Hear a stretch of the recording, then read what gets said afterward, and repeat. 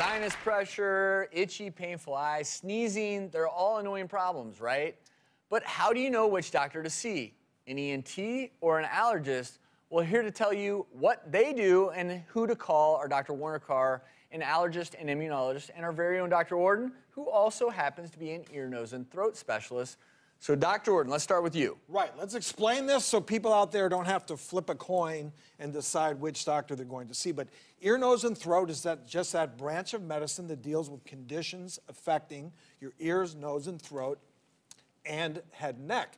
But when we talk about the ears, it's more than just earaches, it's your hearing, it's balance, because we know the inner ear deals with that. When you talk about nose, it's not just nose, but the sinuses that all lead into your nasal passages. And finally, with the throat, it's not just a sore throat, it's speaking, swallowing, all of those things. So it's any condition, whether it be medical or something that needs surgery, dealing with those parts of the body.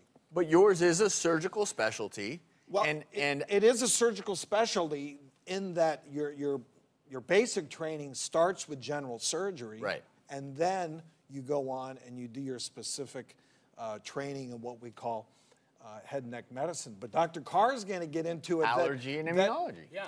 Where the overlap is that so many allergic symptoms affect those parts of the body. Right. So the big overlap in allergy and ENT is right here. It's in the sinuses.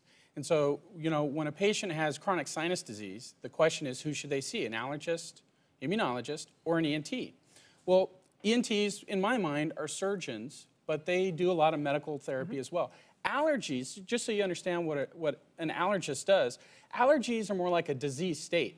Rather than focusing on an organ system, patients can have their whole body affected by allergies. So if it affects your eyes, you have allergic conjunctivitis. If it affects your nose, you have allergic rhinitis. If it affects your lungs, you have asthma. Your skin, eczema. Gastrointestinal tract, food allergies. So there's a whole litany of areas where an allergist treats different parts of the body. And the real question is that person at home has chronic sinus headaches, has sneezing. Who do they go see? Do they see the allergist or do they see the ENT? Well, and certainly there's overlap, and so, of course, what I tend to think is your primary care doctor, if you can't figure it out, can also help lead you in the right direction as well.